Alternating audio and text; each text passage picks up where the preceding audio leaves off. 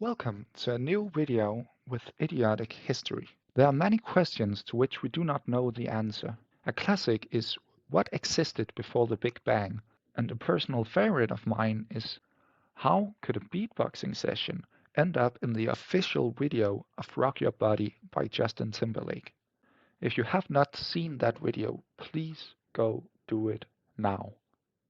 However, lately another question has been on my mind, and that is how on earth did one of Napoleon's generals end up as the king of both Sweden and Norway? This is a question that this video will try to answer. In the start of the 18th century, Europe was more or less on fire constantly. Napoleon and his Grande Armée went from country to country, making a ruckus and threatening most of the European monarchies. Napoleon named himself Emperor of France and King of Italy, while naming his brother King of Naples and Spain. And you might think it would be no big deal for him to give away the rulership of Norway and Sweden to one of his generals.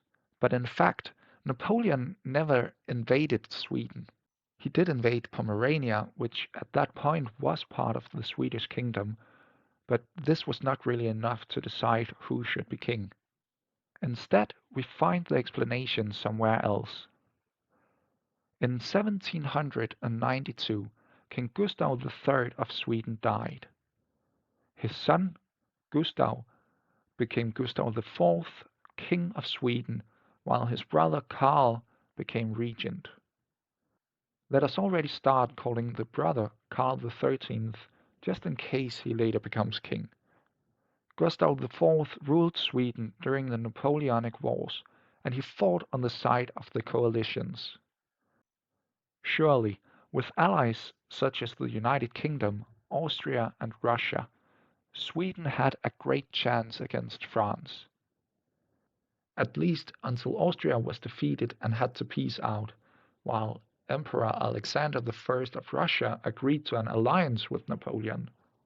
As a side note, I want to show you this medallion made shortly after the peace between Russia and France. Look at the way they look at each other. It's just wow.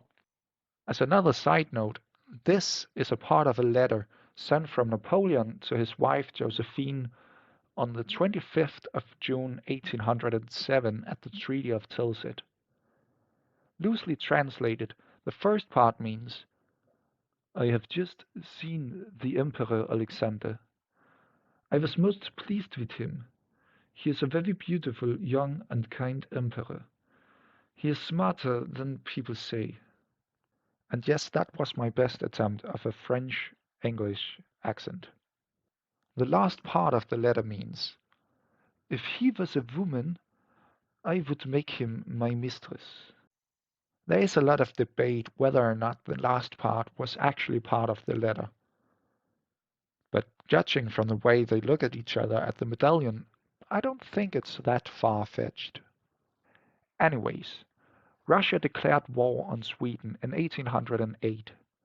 This war led to a crushing defeat of King Gustav IV in 1809, where Sweden had to give up both Finland and Åland to the Russians. This meant that Sweden lost a third of its total area. The people and the nobility were not happy with this, and they blamed the king.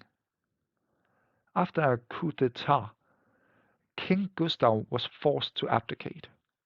He suggested his son Gustav as a possible successor, but the nobility had had enough of Gustav's.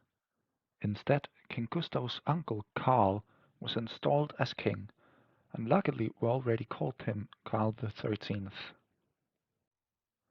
Gustav IV became just Gustav, dying as a poor and lonely alcoholic in Switzerland in 1837. Thus, Sweden got a new king.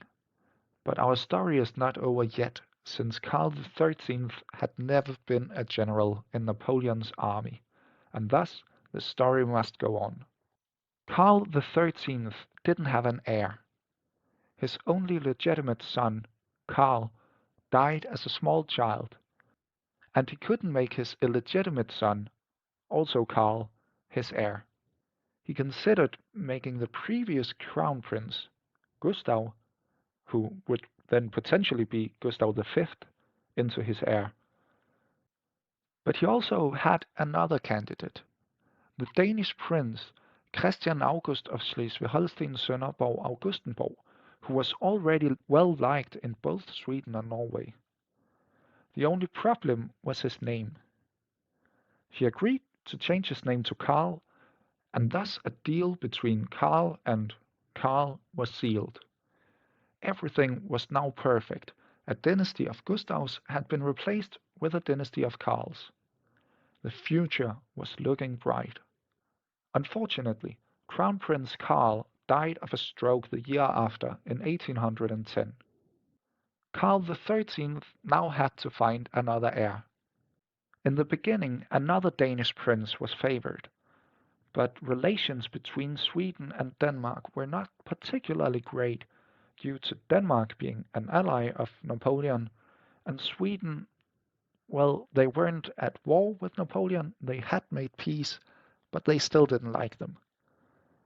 And of course, you wouldn't choose the ally of an enemy as your crown prince. That would be stupid.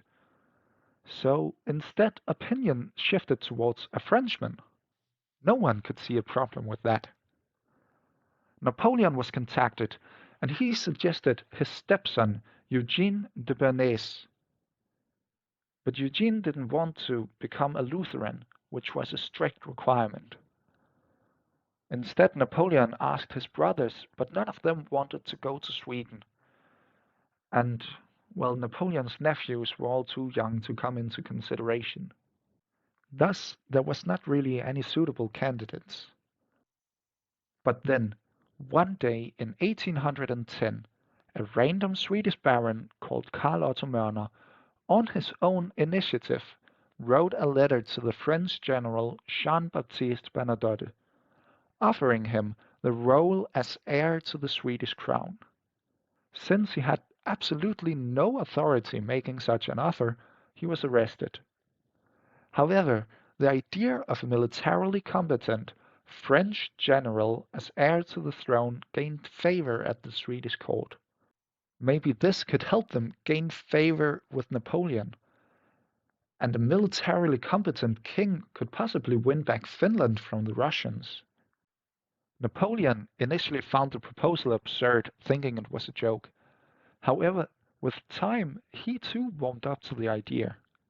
Now there were only three obstacles in the way of Jean-Baptiste. First of all, he was enrolled in the French army. Secondly, his name was not Karl, and thirdly, he was a Catholic. He asked Napoleon to free him from his allegiance to the French army, and Napoleon agreed on the condition that Jean-Baptiste would never take up arms against France. Jean-Baptiste thought about it, but declined, and Napoleon let him go unconditionally. Finally, Jean-Baptiste could become a Lutheran. He changed his name to Karl, and he became the Crown Prince of Sweden in late 1810. He quickly became the most powerful and popular man in Sweden.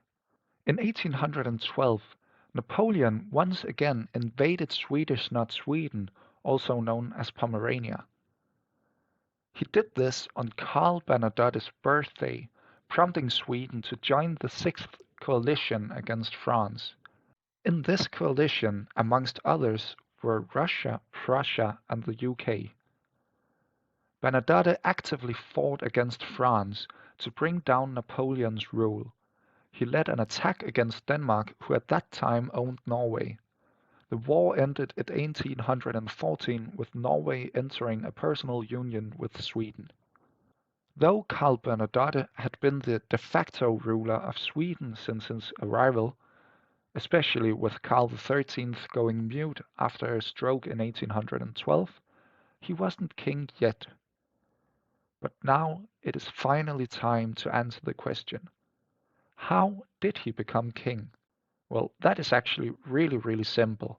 He became king because the previous king died while Karl Bernadotte was the heir. That's kind of how hereditary monarchies work. So that's not really a hard question to answer.